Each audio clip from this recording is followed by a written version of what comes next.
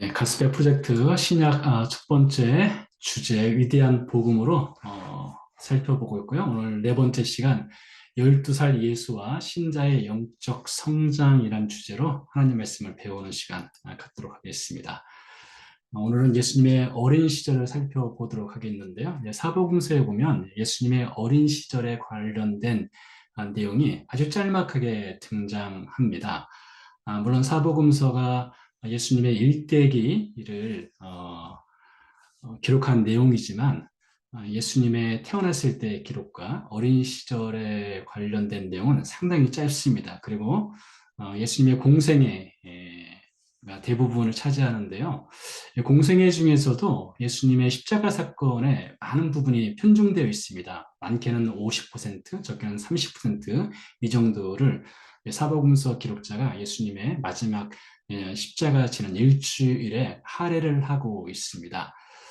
그래서 오늘 살펴보게 될 어린 시절은 예수님이 태어난 직후 그리고 12살 때의 모습을 보도록 하겠는데요. 성경은 누가복음 2장 40절에서 52절까지가 되겠습니다. 세 가지 포인트를 살펴보겠습니다.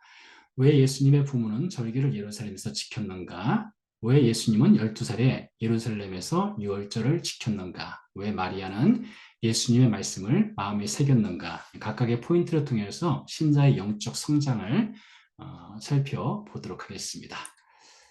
먼저 말씀을 읽어보도록 하겠는데요. 누가복음 2장 40절부터 52절까지가 되겠습니다. 첫 번째 보니까 아기란 표현이 등장합니다. 그러니까 예수님이 태어난 직후쯤이 되겠죠. 자, 읽어보도록 하겠습니다.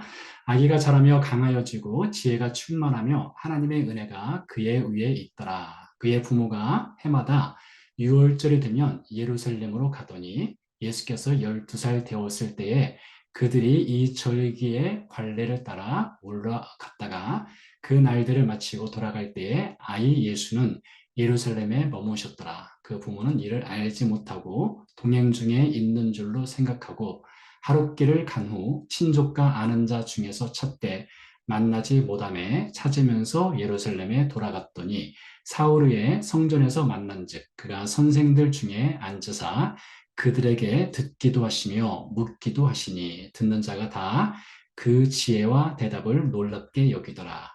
그의 부모가 보고 놀라며 그의 어머니는 이르되 아이야 어찌하여 우리에게 이렇게 하였느냐 보라 내 아버지와 내가 근심하여 너를 찾았노라. 예수께서 이르시되 어찌하여 나를 찾으셨나이까 내가 내 아버지 집에 있어야 될 줄을 알지 못하셨나이까 하시니 그 부모가 그가 하신 말씀을 깨닫지 못하더라.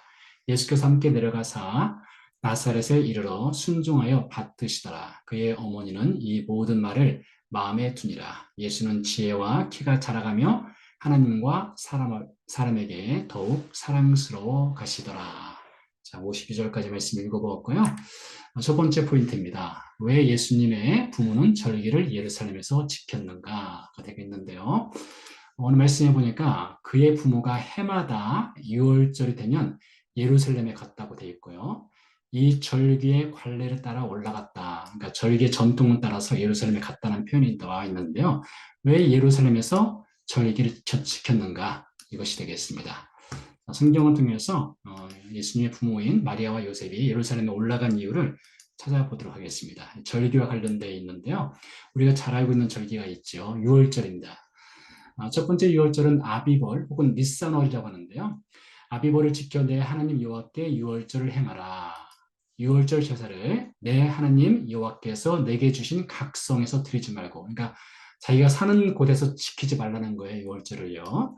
오직 내 하나님 여호와께서 자기의 이름을 두시려고 택하신 곳에서라고 되어 있습니다. 하나님이 택하신 곳에서 유월절을 지켜라라고 되어 있습니다. 유월절 올해 같은 경우는 3월 달인데요. 제법 빠른 달에 이번에는 6월절을 지킵니다. 보통 4월 중순쯤에 6월절이 있는데 올해는 약간 빠르죠. 자, 그래서 6월절을 지킬 때에 하나님이 자기의 이름을 두시려고 택하신 곳에서 지키라고 되어 있고요. 두 번째 77절이 있습니다. 77절은 맥추절 혹은 오순절이라고 하기도 하죠. 내 하나님 여호와 앞에 7.7절을 지키되 내 하나님 여호와께서 자기의 이름을 두시려고 택하신 곳에서. 자, 위에서도 6월절도 택하신 곳에서 지키라고 되어 있고 7.7절 혹은 맥주절, 오순절 역시 하나님이 지정한 장소에서 지키라고 되어 있습니다. 자, 6월절, 7.7절은 대략 6월 달쯤이 되겠습니다. 늦을 때는 7월 달 경우, 7월 달에 해당되기도 하는데요. 자, 6월절로부터 해서 50일 뒤에 있는 절기가 7.7절이 되겠습니다. 이 절기 역시 하나님이 택하신 곳에서 지키라 되어 있고요. 세 번째 절기, 초막절 혹은 장막절이라고 하죠. 소출을 거두어 들인 후에 이제 가을 추수를 한 겁니다. 이래 동안 초막절을 지킬 것이요. 내 하나님 여호와께서 택하신 곳에서 이렇게 되어 있습니다. 그러고 보면 6월절에서도 택하신 곳, 7.7절에서도 택하신 곳, 그리고 초막절도 택하신 곳에서 지키라고 되어 있어요. 자, 그러면 택하신 곳이 어딜까를 또 찾아야 되지 않겠습니까? 자, 택하신 곳이 어딜까요? 이 택하신 곳은 성전이 있는 곳입니다. 하나님의 성전이 있는 곳인데 이 성전의 위치를 보면 창세기 22장에 보면 모리아산 사건이 있습니다. 우리가 잘 알고 있는 아브라함이 그 아들 이삭을 하나님께 바치려 했던 산이 모리아산이죠. 이 모리아산의 훗날 다윗이 하나님께 제사를 드리는 사건이 있었습니다. 사무엘하 24장에 나오는 사건인데요. 아리우나 혹은 오르난의 타작마당이라고 하는 곳이 있어요. 이 오르난 혹은 아리우나의 타작마당이 이 모리아산입니다. 이곳에서 다윗이 하나님께 제사를 드렸어요. 예배를 드렸던 것이죠. 그리고 이 예배드린 현장에 훗날 솔로몬이 성전을 건축하게 됩니다. 역대하 3장에 기록되어 있는데요. 역대하 3장에 보면 하나님이 택하신 곳이 어딘지를 알려주는 장면이 있습니다.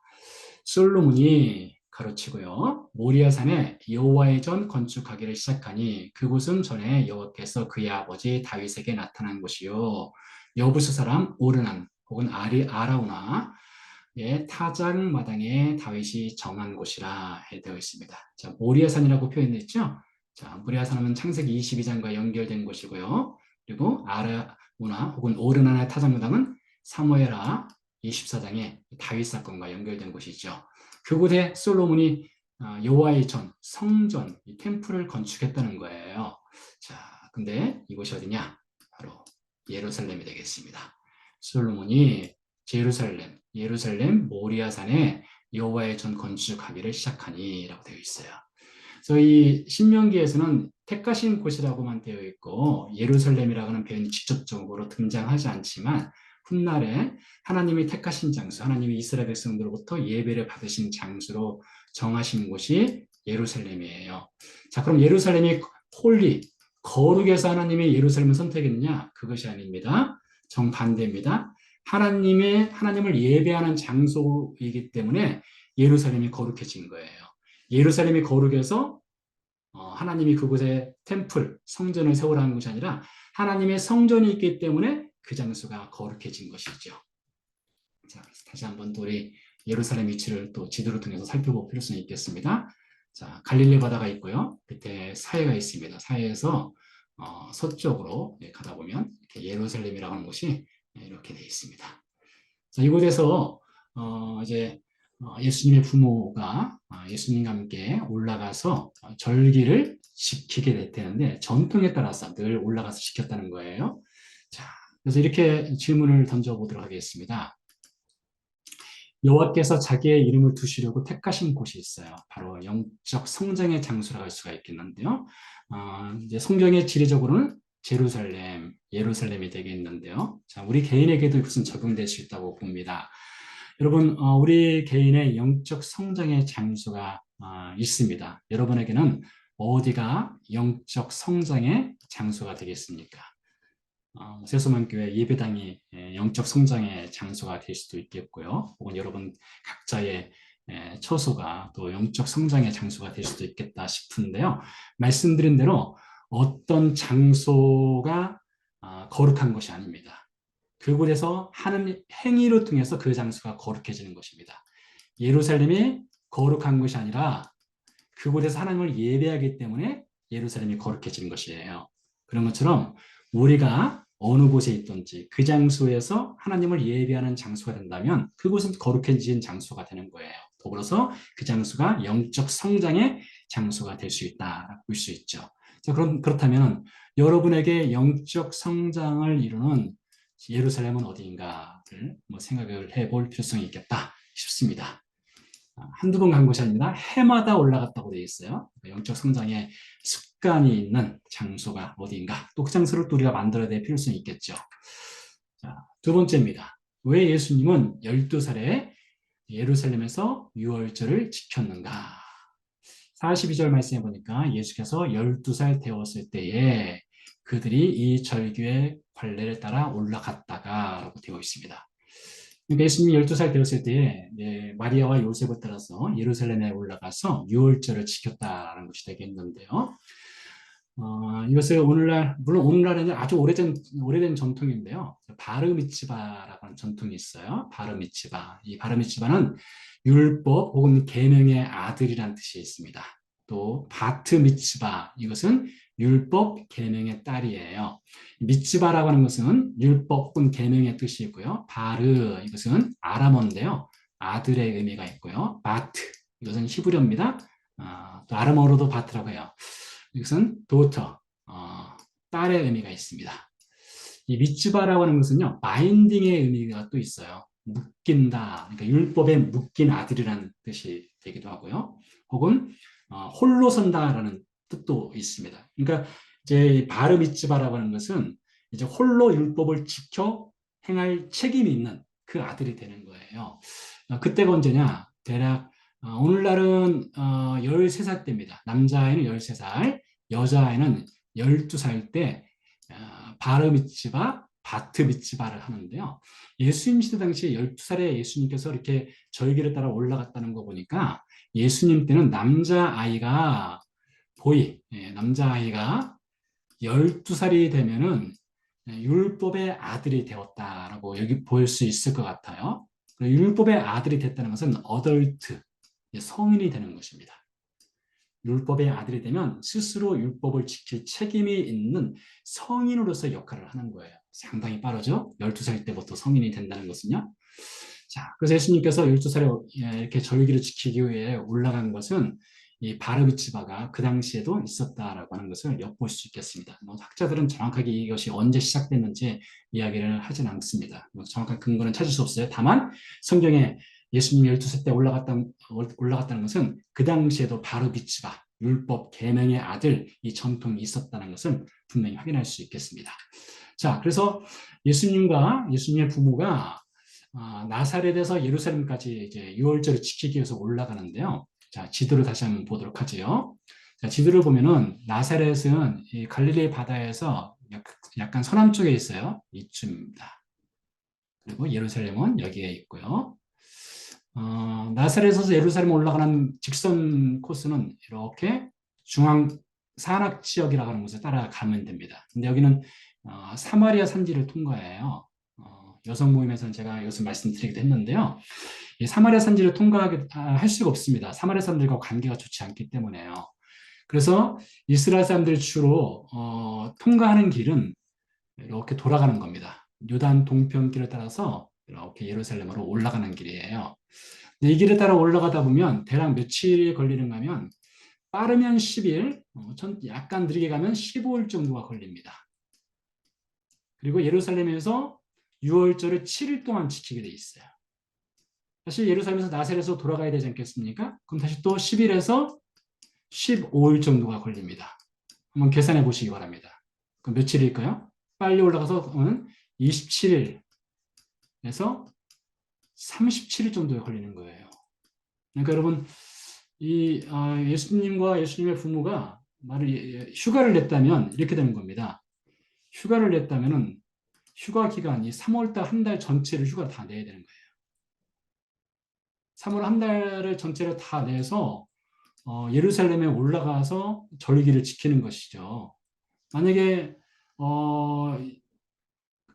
맥추절 혹은 맥추절이나 7.7절을 지킨다면 7월 한 달로 휴가를 내야 되고요. 초막절을 지킨다면 뭐 9월이나 10월경에 있으니까요. 이때도 한 달 정도를 휴가를 내야 될 거예요. 이 3대 절기를 다 예루살렘에서 지킨다면 1년 12달 중에 대략 3개월 혹은 그 이상을 휴가를 내야 되는 거예요. 이건 대단한 희생을 요구하는 휴가 기간 아니겠습니까? 1년 중 3개월을 휴가를 내서 하나님의 성전에 올라가서 이렇게 절기를 지킨다는 것은요. 이건 대단한 열심이 있어야만 가능한 것이죠. 자, 근데 여러분, 예수님의 부모가 이 나사렛이라고 하는 그렇게 뭐 잘 사는 동네도 아니고 가난한 동네였는데 그곳에 사는 예수님의 부모와 예수님이 이 한 달 정도 휴가를 내서 이렇게 예루살렘에 올라가서 절기를 지킨다는 것은 그 부모가 자식을 하나님 말씀으로 교육하기 위해서 엄청난 경제적, 재정적 희생을 치렀다는 것을 엿볼 수 있습니다. 그렇게 할 가치가 있다는 거예요. 여러분 보통 우리가 휴가를 이제 뭐 여름 되면 또 여러분 휴가 또 많이 가시고 그럴 텐데 휴가를 간다는 것은 어쨌든 돈이 들어가는 것 아니겠습니까? 많은 돈을 들여서 휴가를 다녀오기도 하죠. 또 그것을 투자해서 또 자녀들에게 또 이제 좋은 경험을 쌓게 하기도 하죠. 자, 그런데 여러분 어떻습니까? 영적인 경험을 위해서 여러분 한 달을 여러분 쓸 여유가 있습니까? 마음의 여유, 영적 여유가 있습니까? 어떻게 생각하십니까? 혹은 한 달이 아니라 3개월 이상을요. 3개월 이상을 자녀를 위해서 영적 성장을 위해서 투자를 하는 거예요. 그뿐만 아닙니다. 단순히 예수님을 위해서 이렇게 한 달 이상을 휴가를 내서 예루살렘으로 올라가는 것뿐만 아니라 마리아와 요셉 자신을 위해서도 마찬가지예요. 이 부모 자신을 위해서도 이 한 달의 시간을 빼서 재정적인 손해를 감수하더라도 하나님의 성전에 올라가서 절기를 지키는 그 열심, 그것이 영적 성장을 위해서 충분히 가치 있기 때문에 그렇게 시간을 활용했다라고 볼 수 있다는 것이죠. 자, 여러분 이 밑에 그림을 보시기 바랍니다. 우리가 뭐 모든 신자가 그렇습니다. 모든 신자가 그러니까 피지컬 나이가 있어요. 제가 올해 지금 53세니까 쉬운 3살입니다. 근데 이 신체적인 나이가 있지만 영적 나이는 또 따로 있습니다. 영적 나이예요. 그래서 내 안에 영적 자아의 나이가 따로 있어요. 이게 피지컬 나이하고 같이 가느냐? 같이 가면 좋겠지만 같이 가지 않을 가능성이 매우 높죠. 자, 예수님 보세요. 예수님도 신체만 자란 것이 아닙니다. 그분도 영적으로 자라남이 있었어요. 아기가 자라며, 아기가 자라며 강하여지고 지혜가 충만하여 하나님의 은혜가 그의 위에 있더라 했습니다. 그와 같이 우리가 신체적인 나이, 어떤 몸이 성장하는 것도 있겠습니다. 물론 뭐 저희 때는 이제 성장은 다 멈췄죠. 성장하는 것도 있겠지만 내 안에 있는 영적 자아도 자라나야 한다는 거예요. 내 안에 있는 영적 자아가 자라고 강화해지고 지혜가 충만해지기 위해서 우리는 과연 무엇을 하고 있는가 이것이죠. 여러분 어떻습니까? 신체적인 나이는 53세인데 영적 자아의 나이는 베이비 혹은 차일드 뭐 그 수준입니까? 혹은 자라나고 있습니까? 자라나기 위해서 우리는 과연 무엇을 하고 있습니까? 한 달의 시간을 혹은 많게는 3개월 이상의 시간을 투자해서 많은 재정적인 손해를 감수하더라도 이 영적 성장을 위해서 그 가치를 투자할 수 있는 그런 마리아와 요셉을 보시기 바랍니다. 우리에게 참 도전이 되는 것이라고 생각합니다. 자, 더 이어서 좀 보도록 하겠습니다.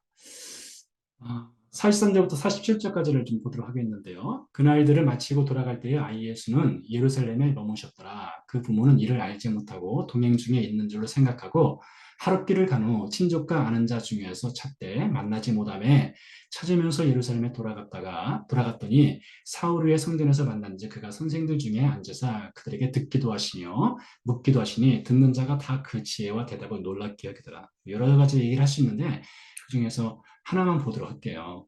여기 듣기도 하시며 묻기도 하시니 이 장면이 되겠습니다. 자, 예수님이 랍비들, 선생들이 랍비들이 되겠죠. 그 당시 예루살렘에 있는 그 랍비들과 함께 이제 대화를 나눈 것 같아요. 근데 보시면 듣기도 하시며 묻기도 하시니 Q&A가 있었습니다. 대화적 관계를 한 거예요. 대화 속에서 관계를 맺고 거기서 어떤 영적 성장의 계기를 삼는 것을 또한 볼 수가 있기도 한데요. 자, 이런 말씀이 있습니다. 신명기 26장 20절 말씀에 보면 후일에 내 아들이 내게 묻기를 우리 하나님 여호와께서 명령하신 증거와 법, 규례와 법도가 무슨 뜻이냐라고 묻거든. 이 큐가 있다는 것이죠. 그럼 답을 해야 되지 않겠습니까? 21절에 너는 내 아들에게 이르기를. 그러니까 여러분 이 예수님도 보면은 사도행전에 보면은 대화를 참 많이 하셨습니다. 여러분 예수님은 대화의 그 스킬이 물론 뭐 하나님이시고 또 완벽하신 분이시기 때문에 그러시겠지만 대화의 스킬이 정말 대단했습니다. 예수님 듣고 물으셨어요. 그러니까 성경에도 보면 묻고 대답해라, 묻고 대답해라 이런 말이 많아요. 그래서 이 영적 성장에서 참 중요하거든요. 이 대화라고 하는 것이요. 여러분 이것을 한번 바꿔봤습니다. 우리가 이 대화라는 것이 참 중요한데 관계를 해치는 대화가 있어요. 여러분 요즘 유튜브 영상에 보면 이 대화와 관련된 우리가 참 말을 하는 방법을 좀 많이 배울 필성이 있는데 그와 관련된 좋은 영상들이 참 많아요.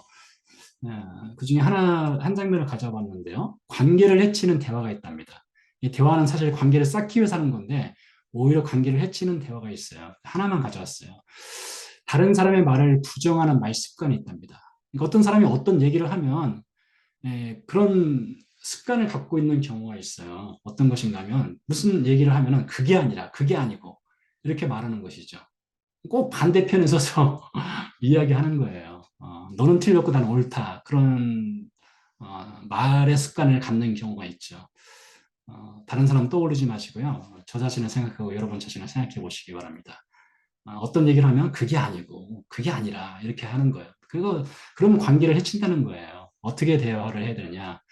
어떤 사람 의견을 내면은 그렇게 생각할 수도 있습니다. 그런데 나는 이렇게 생각했다. 그러니까 상대방의 의견도 존중하고 내 의견도 이야기해 줄 때 대화가 가능하다는 것이죠. 그렇게 했을 때 우리가 이런 대화를 통해서도 서로가 영적으로 성장할 수 있다는 거예요. 우리가 뭐 기도하고 말씀 있는 건 기본이 되겠지만 그것 외에도 이렇게 좋은 대화의 방법을 통해서 우리가 영적으로 더 성장하고 성숙해 갈 수 있다는 것이죠. 괴테의 작품 파우스트가 있습니다. 파우스트에 보면은 파우스트가 자신의 영혼을 메피스토 펠레스라고 하는 악마에게 팔아요. 자신의 어떤 영광과 부와 행복을 위해서요. 근데 이 메피스토 펠레스 이 악마의 역할을 보면은 항상 옳은 말을 합니다. 책을 보면요. 옳은 말 참 잘해요. 근데 뭐가 뭐냐? 사랑의 감정이 없어요. 사랑의 감정에는 차디찬 옳은 말만 합니다. 여러분 관계를 해치는 것 중에 하나가 바로 이런 것입니다. 옳은 말을 참 잘하는데 그 안에 사랑이 없어요. 그럼 여러분 사랑의 감정이 담겨 있지 않은 대화, 옳은 말은 상대방을 찌르는 말밖에 되지 않아요. 고린도서 13장 1절, 2절에서 이런 말을 하죠. 내가 사람의 방언과 천사의 말을 할지라도 사랑이 없으면 소리나는 구리와 울리는 꽹가리가 되고 내가 애원하는 능력이 있어 모든 비밀과 모든 지식을 알고 또 산을 옮길 만한 모든 믿음이 있을지라도 사랑이 없으면 내가 아무것도 아니요. nothing, 아무것도 아니란 거예요, 여러분. 아무리 옳은 말 잘하고 아무리 옳은 말 잘하고 하더라도 그게 아무런 의미가 없다는 거예요. 그것은 마치 이 메피스토 펠레스와 같은 그런 역할이라는 것이죠. 그러니까 우리가 이 영적으로 성장하기 위해서는 대화를 참 잘할 필요성이 있는데 사랑이 담긴 대화를 하라. 자, 예수님을 보세요.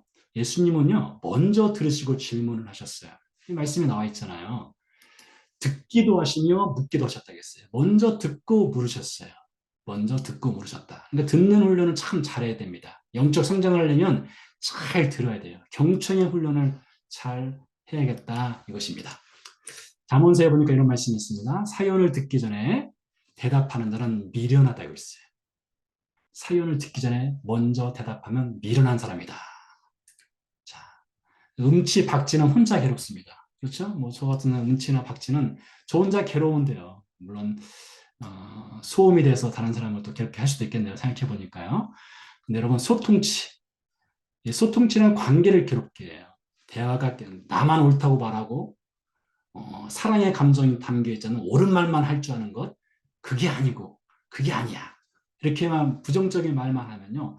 소통치의 관계가 깨어지게 돼요. 그럼 영적 성장에 상당한 제약 혹은 제한 사항이 될 수 있다는 것입니다. 자, 예수님 어떻게 하셨다고요? 먼저 들으셨습니다. 그리고 질문하셨어요. 자, 세 번째 마지막으로 왜 마리아는 예수님의 말씀을 마음에 새겼는가를 살펴보도록 하겠습니다. 그의 부부가 보고 놀라며 그의 어머니는 윗부분을 읽었으니까 아래 아, 뭐 다시 읽지 않겠습니다. 읽지 않고 바로 넘어가도록 하죠. 네, 이렇게 되어 있습니다. 그의 어머니는 이 모든 말을 마음에 드니라. 이 51절 말씀을 가져봤는데요. 그 어머니는 그 모든 말을 마음에 드니라. 예수님이 내가 내 아버지 집에 있어야 하는 것을 왜 모르십니까? 했는데 이해하지 못했어요. 깨닫지 못했습니다. 그러나 마음에 새겼어요. 이해하지 못했지만 마음에 잘 새겨놨다 이것인데요. 이것을 통해서 우리가 영적 성장을 배울 수가 있어요. 자, 마리아의 일생을 보면은 마리아와 마리아 주변 사람들을 살펴볼게요. 누가복음 2장 19절 말씀해 보니까 아기 예수가 태어났을 때입니다. 마리아는 이 모든 말을 마음에 새기어 생각하니라. 그러니까 목동들이 와서 이 태어난 아기가 구원자다 할 때 마리아가 이해를 못했어요. 그렇지만 마음에 새겨놨어요. 마가복음 3장 21절 예수의 친족들이 듣고 그를 붙들러 나오니 이는 그가 미쳤다 하미로라. 친족들이 이해를 하지 못했어요.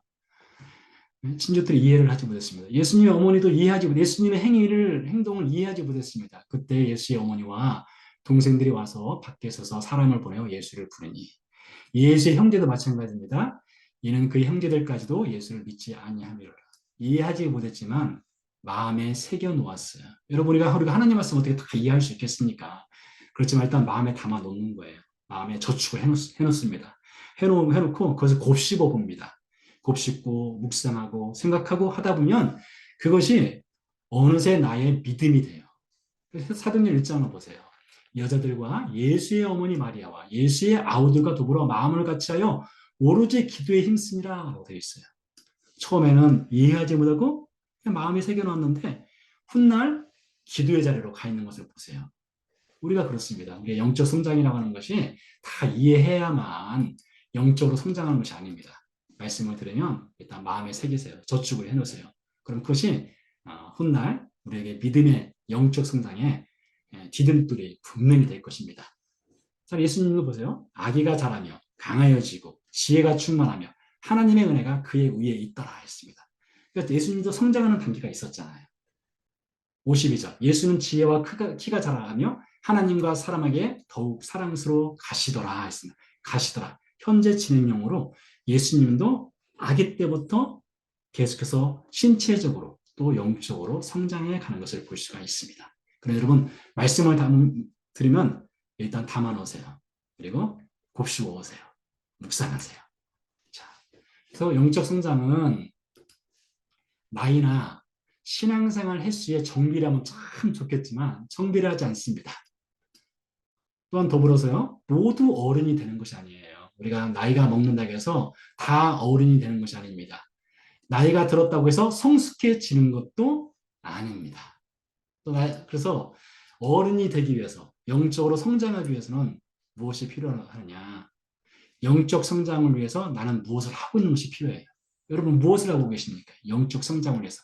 정말 진정한 어른이 되기 위해서 신앙생활의 횟수에 정비를 하지는 못할지라도 자라나기 위해서 여러분 무엇을 하고 있는가 이것입니다. 오늘 말씀에서 가져온 몇 가지를 답을 담아볼 수 있을 것 같아요. 성장의 장소가 필요합니다.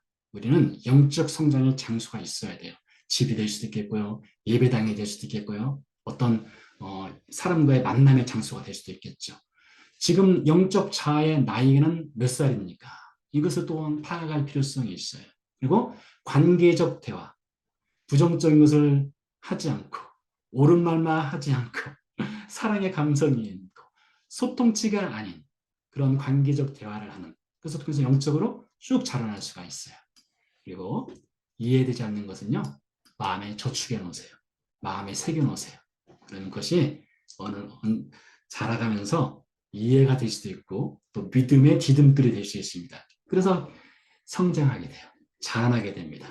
바라기는 저와 여러분이 성장의 장소, 나의 영적 자아의 나이를 알고, 또 대화를 통해서 마음의 말씀을 새김으로 통해서 예수님처럼 성장하고 자라는 우리들이 되기를 간절히 소망해 봅니다.